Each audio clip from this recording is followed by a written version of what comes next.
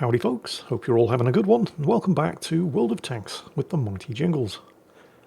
Today we have a Tier 7 battle here on the Safe Haven map, starring Will FN here in the US Army Tier 7 heavy tank, the T-29. It might surprise some of you to know that there was a time when the T-29 was considered, without any doubt, the worst Tier 7 heavy tank in the entire game. Admittedly, at the time, there wasn't a lot of competition for that title, but the T-29 was head and shoulders worse than its two competitors, the Tiger. This was the pre-buff Tiger, by the way, and the IS-2. And then Wargaming made one tiny change to this tank, and overnight it became, beyond any shadow of a doubt, the best Tier 7 heavy tank in the game, a title which arguably it still retains to this day. And that change was those rangefinders sticking out from the sides of the turret. You see, the T-29 is known probably mostly for one thing, being a hull-down god, which is kind of the thing of American heavies, but it started here at Tier 7 with the T-29. It has a turret front that, if you can get it hull down, is basically invulnerable to shots from even Tier 9 heavy tanks. In fact, there are only a few tank destroyers at Tier 9, even today, that can reliably penetrate this thing's turret armour from the front. Unlike on a fair few of the other high-tier American heavy tanks and tank destroyers, the commander's hatch on the top is not a large target, and even if you can hit it, if you can't hit it square on, it's rounded, so you're likely to ricochet. And the rangefinders, those ears sticking out from either side of the tanks, are effectively not a part of the tank's hitbox. Any shots aimed at them will just go straight through without hitting anything. This was not always the case, because back in the day, those rangefinders were part of the tank's hitbox, and they had zero armour on them, which meant that it was theoretically possible for somebody in a Tier 1 tank to kill a T-29, even if it was hull down. So Wargaming made one change. They just removed those weak spots, those rangefinders, and overnight this became the best Tier 7 heavy tank in the game. A title which it arguably still holds even to this day. Many years later, despite the introduction of at least half a dozen new tank lines, all with their own heavies, the T-29 has still got it. And the surprising thing is that aside from that rock-solid turret front, the rest of the tank isn't actually that good. I mean, there's little about it that's particularly bad. Certainly the mobility isn't great, but it's not terrible. The IS definitely has it beaten in that regard. You could argue that the IS and the Tiger definitely have better guns. The 105mm gun on the T-29 is, it's actually kind of bad. The aiming time is bad, it's almost 3 seconds. The accuracy is awful, 0.42 dispersion. I mean, you're not hitting weak spots with this thing at anything other than point blank range. Surprisingly, it also has pretty bad damage per minute and rate of fire, which is unusual because American heavies tend to compensate for subpar accuracy with very good reloads, and that just isn't the case on the T-29. We'll get into that in more detail in a moment. First, I just need to congratulate the enemy Churchill and T-45 there for some great teamwork, with the T-45 keeping Will tracked as he was trying to side scrape around the corner here, preventing him from getting out, and stopping the Churchill there from killing the friendly VK who was cowering around the corner. So good job, those two. Unfortunately, they have just managed to get themselves surrounded, which Will is about to take advantage of. The Churchill. But yes, this gun. I mean, you've seen the reload, it's not great. Here's the horrible aiming time.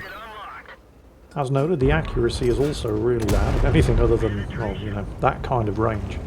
But it does hit hard, and it does have reasonably good penetration by the standards of Tier 7 heavy tanks. Other than that, the gun is not the tank's strongest feature. The armour, well, the turret front is obviously amazing, and since they removed the weak spots from those turret rangefinders, it's best in tier.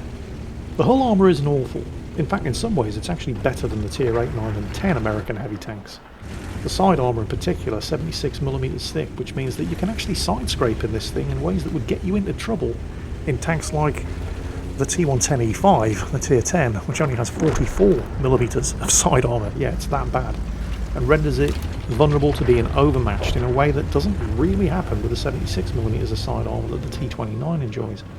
And the frontal armour is actually decent. The upper glacis is I think 102mm thick, and it is sloped, although the lower glacis is obviously going to be vulnerable. But, well, that's why this is a hull down tank, which isn't actually something that Will has had the opportunity to do at all in this battle. Note that the teams are actually trying to outcap each other here. Will's team have 2 in the enemy cap circle, and at least one of them has just been reset, which of course is why he was heading back to defend his own base. Because as Samuel L. Jackson once famously said, if you assume that the 2 tanks in the enemy... well, he didn't say this specifically, I'm paraphrasing. But if you assume that the 2 friendly tanks in the enemy cap are not going to be reset, and they both just have, then all you're doing is making an ass out of you and me. So, if in any doubt somebody needs to go back and reset, whoever it is, certainly not the T-37 anymore, because Will's just killed him. There we go, Super Hellcat. And now he's reset the Super Hellcat, but there were 2 of them in there. Where's the... ah, there it is. Actually, you know what? Not a completely terrible move from the M4A1. It was just a couple of seconds too late. Came out trying to distract Will and give the Super Hellcat a chance. But, yeah, day late and a dollar short. And of the 2 friendlies in the enemy base, well, one's been killed, E25, and one's been chased off. Although he is, by the looks of the minimap, coming back to have another go. Which is kind of brave, because he's just run into 2 of the 3 remaining enemies. Now that KV-85 is coming back to assist Will here. And he is not a one-shot kill for the Hellcat, but the Hellcat was a one-shot kill for him. So that's good. That's a Top Gun, by the way. With this actually kind of bad gun, and no opportunity whatsoever on this map for him to go hull down anywhere, he's already scored a Top Gun. Because that's the thing about the T29. I mean, again, aside from that rock-solid turret front, there is nothing outstanding at all about this tank. In fact, a lot of the tank's features are actually either just mediocre or actually, like the gun, kind of bad. And yet, nothing about the tank is bad enough to be a serious detriment, and everything else about it is just kind of good enough that, taken as a whole, it just works. For the first time in this battle, they actually have a slight advantage over the enemy team. They've got 1 more tank and a couple of 100 more hit points. But that can all change rather quickly, since, looking at the reported health bars, there isn't anybody, including Will himself, on either team who have a huge amount of health remaining to gamble with. Will, however, does have is the largest caliber gun remaining, with the same alpha damage, 320, as the enemy Cheeto SP tank destroyer, who, judging by his rapidly diminishing health bar on the enemy team list, is having that shaved away by the friendly M4. And boom, headshot. That was a lucky hit. It wasn't even fully aimed, with .42 accuracy, and he killed the Type 58 on the move. The M4 finished off the Cheeto SP. That is victory. And 7 kills for Will FN in the American T29 Tier 7 heavy tank. A tank that, despite arguably, with the exception of that turret front, not really having anything else good about it. The mobility's kind of awful. I mean, it's huge and heavy with an underpowered engine, horrible turret reverse, slow top speed of only 30 km per hour, awful reverse speed. The gun hits hard, and the penetration isn't awful, but everything else about it, the reload, the accuracy, the aim time, it all sucks. The armour, well, the turret front is amazing, it's best in class, but the rest of the armour is at least not awful, although it's such a huge target with terrible concealment that you can see this thing coming from low Earth orbit. Aside from that great turret, the tank is really a kind of collection of mediocre bits that somehow go together, with no one factor being terrible enough, aside from those rangefinder hitboxes on the side of the turret which Wargaming got rid of years ago. No other single factor in this tank, although the gun comes close, is bad enough to make it a bad tank. And everything else about it, while not being great, is just good enough that, taken together, the whole thing just somehow ends up being greater than the sum of its parts.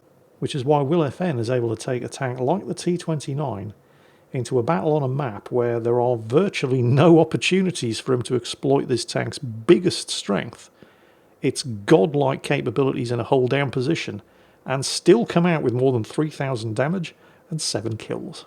The T-29 still got it. Hope you enjoyed today's video, and as always, take care, and I'll catch you next time.